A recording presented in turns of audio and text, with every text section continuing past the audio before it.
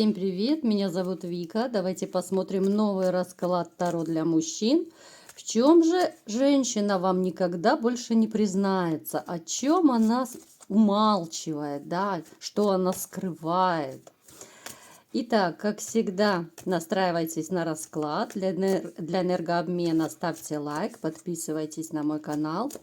И смотрим, какая ситуация сейчас проигрывается у вас в жизни. Как-то у вас очень много напряжения, что ли. Последний ваш жизненный этап, может быть, у кого-то это годы, месяцы, да, ну вот последнее время, так сказать, как-то вы слишком огорчены, расстроены, да, такое, знаете, вот, ну, настороженное отношение вообще к миру, я бы сказала. Если раньше вы были такой более открытый человек, то сейчас вы можете быть более закрытым, более домашним, более таким, ну, как бы, знаете, вот своего рода отшельником стали, да, вот обособленным. Вы, возможно, больше любите уединение, побыть одному вам хочется, поразмыслить, пообдумать, да, как-то, ну, как-то вот у вас больше негативная сторона сейчас идет, вот негативных эмоций больше, негативных мыслей, да. Так, а из-за чего? Давайте-ка посмотрим, почему у вас такой вот негативный настрой. Вот очень много опасений, да, вот из-за того, что в вашей жизни был обман, из-за того, что женщина, с которой вы были, она очень, ну так, как сказать, э, очень много претензий было в ваш адрес, причем она сама много чего делала, много косячила, да, но она всегда была не виновата.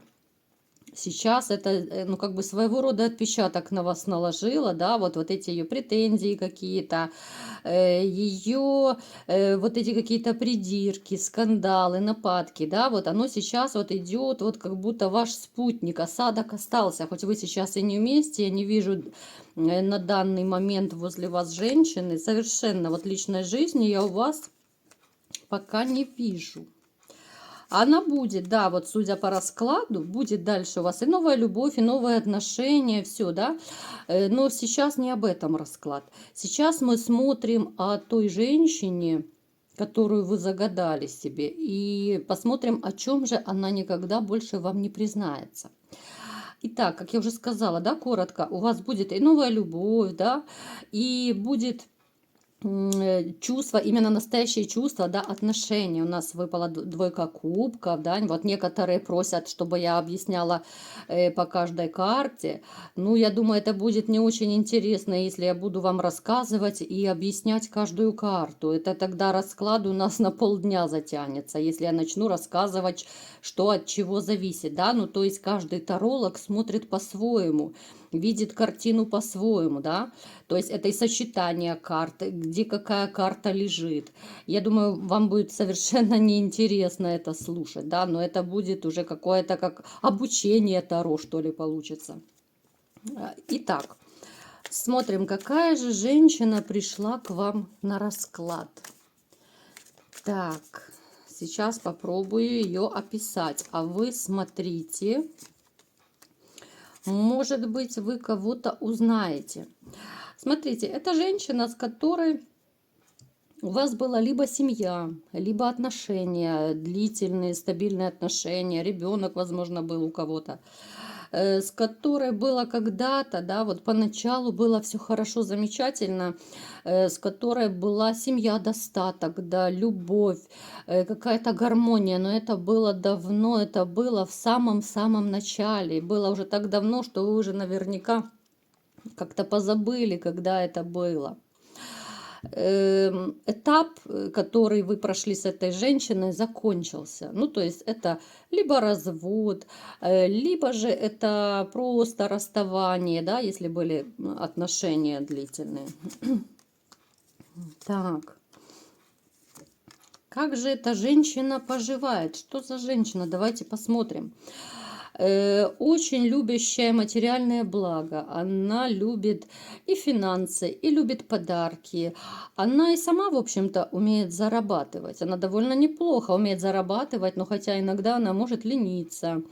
Не всегда она пользуется теми возможностями, которые ей вот, ну, дает судьба, да, потому что бывает так случается, многие люди, вот судьба дает им шанс какой-то подзаработать, допустим, да, вот какая-то выгодная сделка, допустим. Но человек либо не хочет, как-то лень, то некогда, еще какие-то отговорки. Но на самом деле, ну, нет мотивации, да, вот нет желания, незачем делать, человек не видит смысла. А для чего, да, брать, допустим, ту подработку, для кого брать?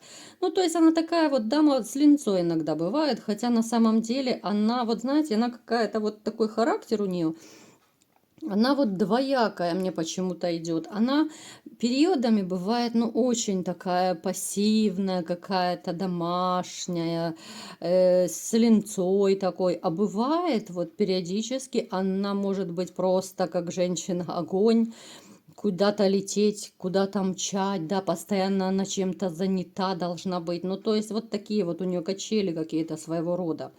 Она, в принципе, довольно умная женщина. Может она многому научить, она может подсказать, да, тем более она по жизни, она очень любит, ну, командовать, руководить, что ли.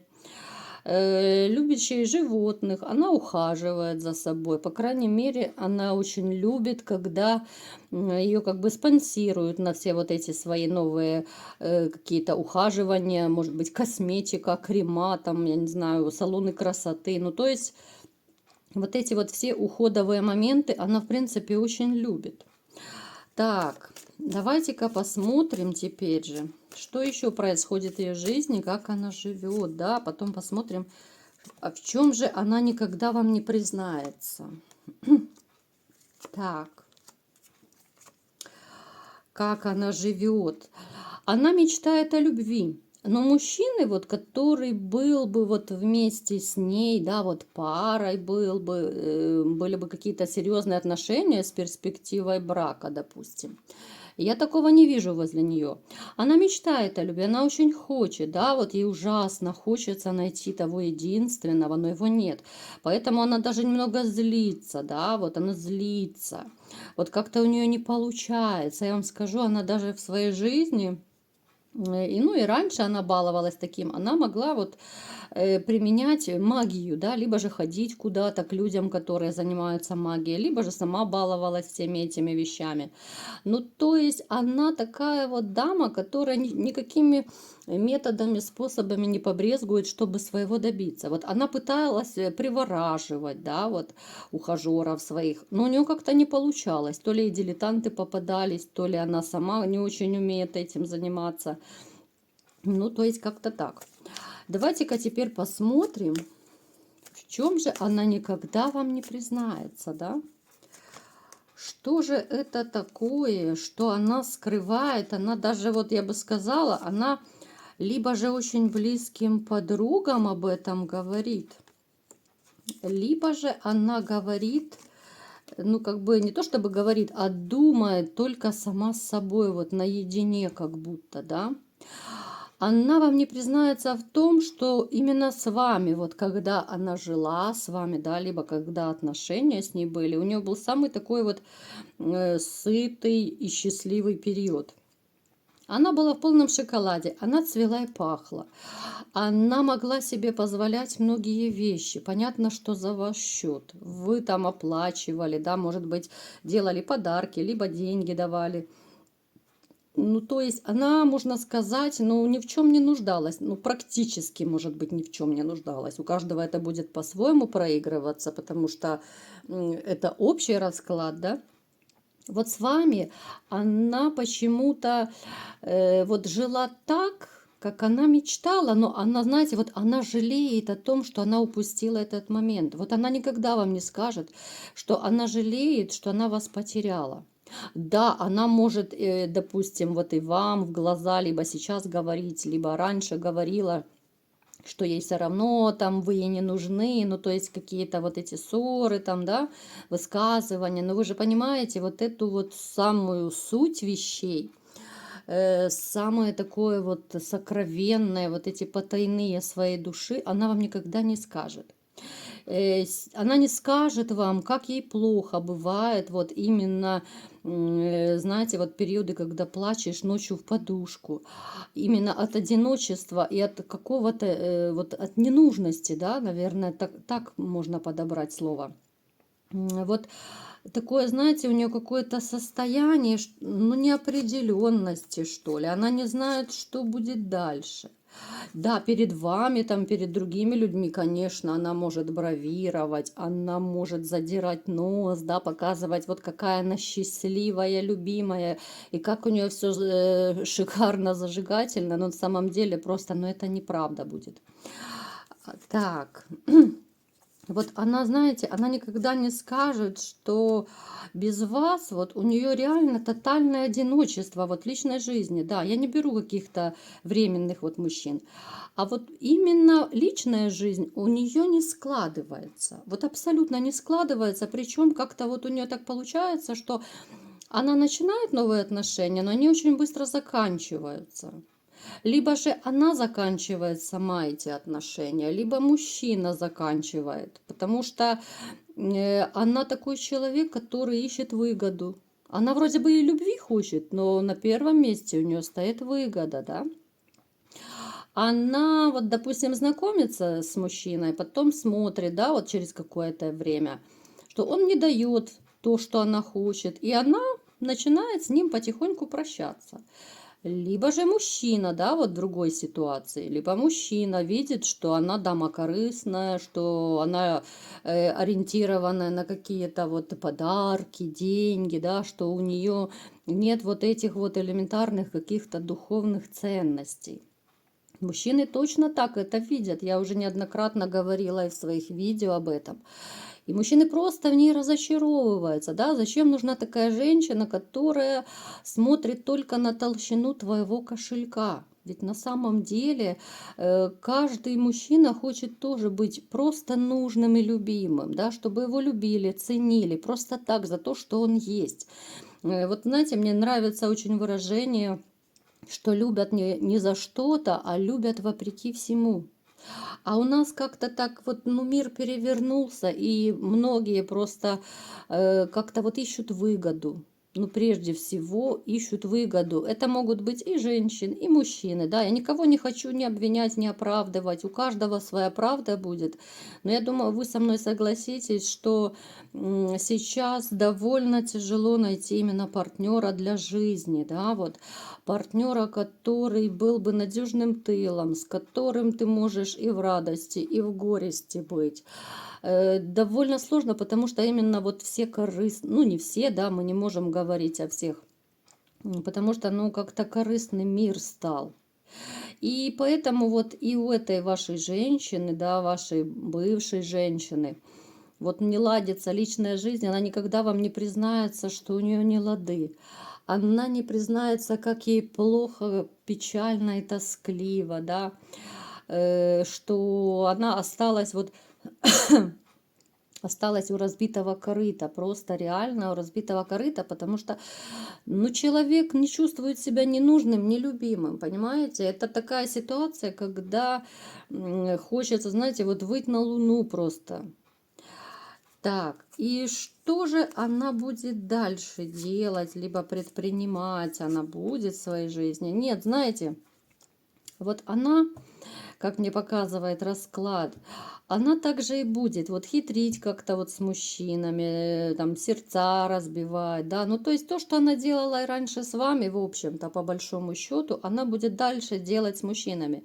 То есть она знакомится, смотрит, насколько он выгодный, невыгодный, да, ну, соответственно, мужчина к ней присматривается. И поэтому какие-то претензии начинаются, что-то ее не устраивает, что-то его не устраивает, и они очень быстро разбегаются. Поэтому у нее такая вот ситуация, которой не позавидуешь. Ну, естественно, еще раз говорю, она об этом никогда не скажет. Об этом знает либо очень тесный, самый близкий круг ее знакомых, и то даже, я думаю, не все. Либо же даже она вообще никому не говорит, потому что она привыкла быть на высоте, она привыкла быть такой, знаете, женщиной-королевой, которая всегда красивая, всегда ухоженная, всегда самодостаточная, уверенная в себе. Ну, просто психология такая у женщин, что ну, не хочется показывать, когда тебе плохо.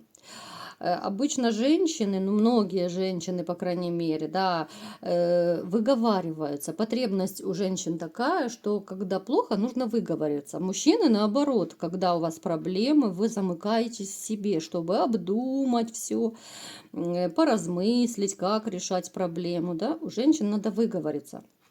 Но далеко не с каждым будешь выговариваться, да. Вот. И как бы вы же понимаете, что женщины, которые знают себе цену, которые уверенные в себе, вот наподобие, вот как эта дамочка ваша, они каждому первому встречному, они не покажут, что им плохо, потому что они в обществе должны держаться королевой, чтобы над ними не смеялись, не высмеивали, да, вот, потому что, ну, доброжелателей хватает, и думаю, у всех. Поэтому вот так вот ночью, рыдая в подушку, она теперь и думает, и вспоминает вас. Она вспоминает и жалеет, что она вас упустила. Она реально жалеет о том, что вы давали ей то, чего никто ей не давал после вас. Вот того количества заботы, внимания, нежности и так далее. То есть, вот знаете, вот она сама себя ругает, что она упустила этот шанс, вот вас она упустила. Да, она накосячила, она это понимает, но и также она понимает, что уже назад ничего не вернешь, потому что много было сказано, много было сделано. И даже если вы сейчас, вот кто-то из вас вот общается с ней, то я думаю, она тоже никогда не покажет, что ей плохо. Ну, не покажет, она просто корона упадет тогда, если она в этом признается. И это уже будет, ну, как-то не по-королевски совсем. Вот такой был расклад. Кому понравился, ставьте лайк, подписывайтесь на мой канал. И всем пока!